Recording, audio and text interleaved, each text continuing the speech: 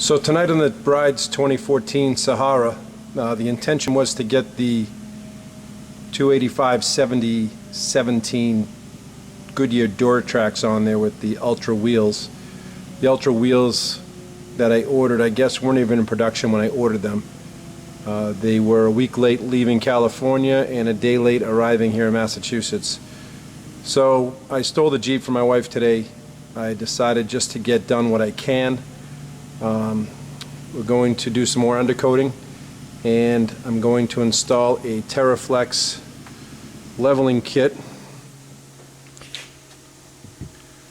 Just a upper spring spacer for the rear coils.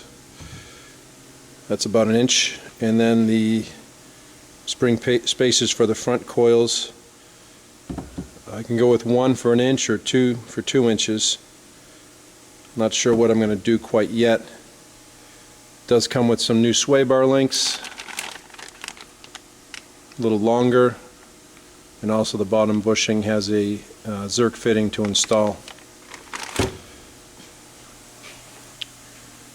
I measured the height tonight.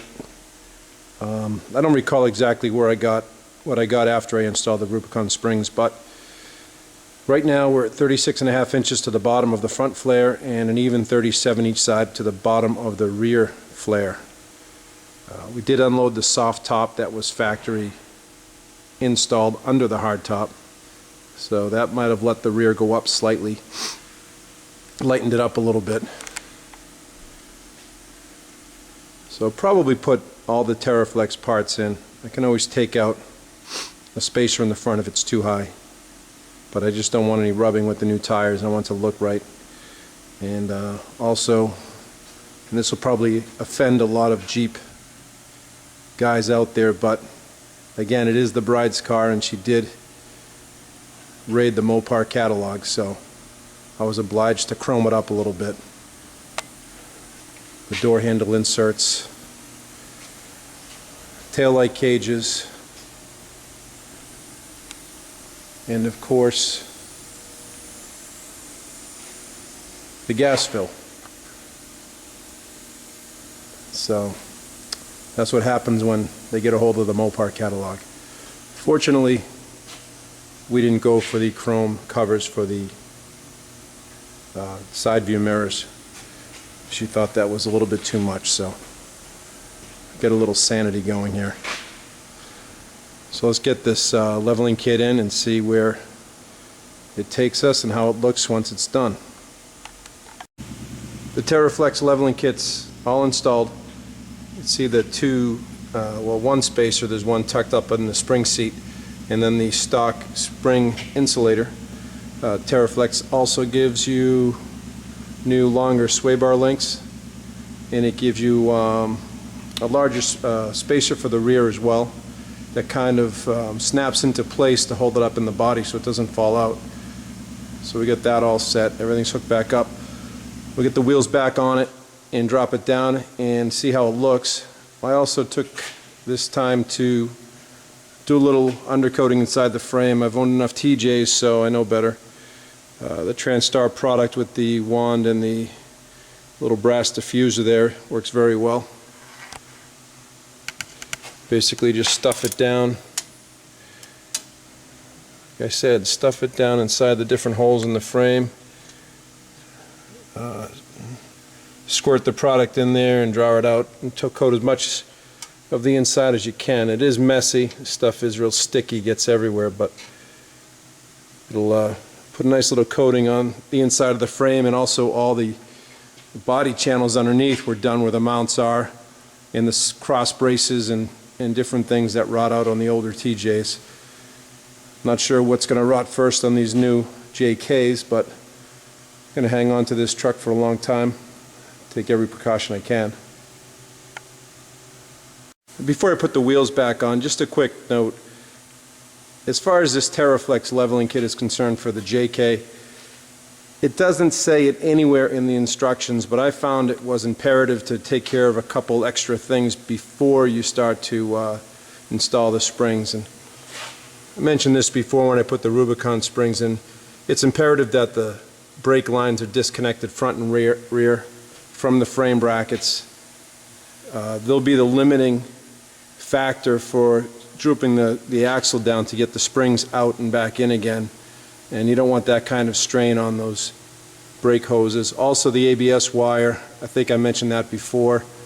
Plus this time when I put the Teraflex in, there is a bracket up underneath the floor pan.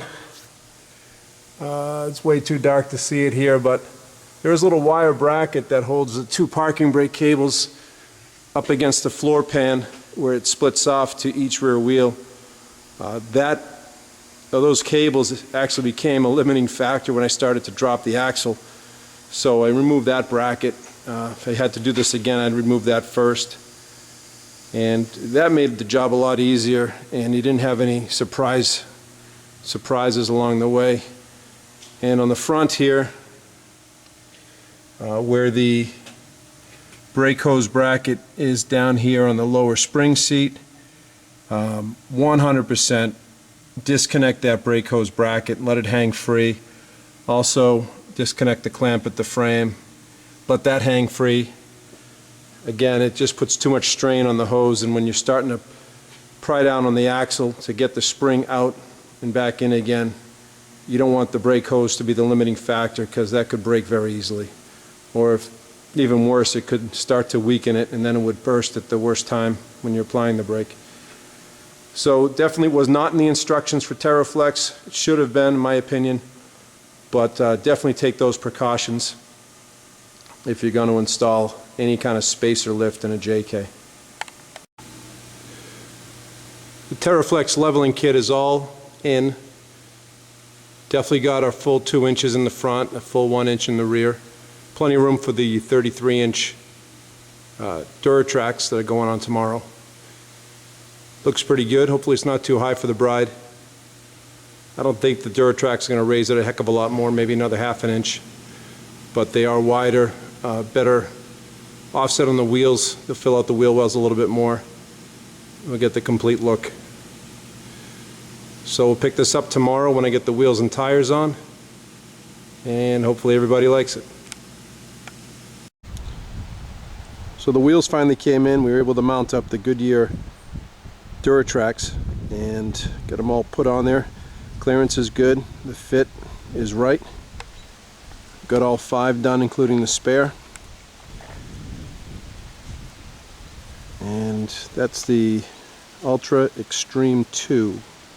It's got a diamond cut face and then a black outer rim. So it's done for now. It's as much as I can do to it. And Mama's going to drive it for the next 3 years or so, and maybe I can get my hands on it after that.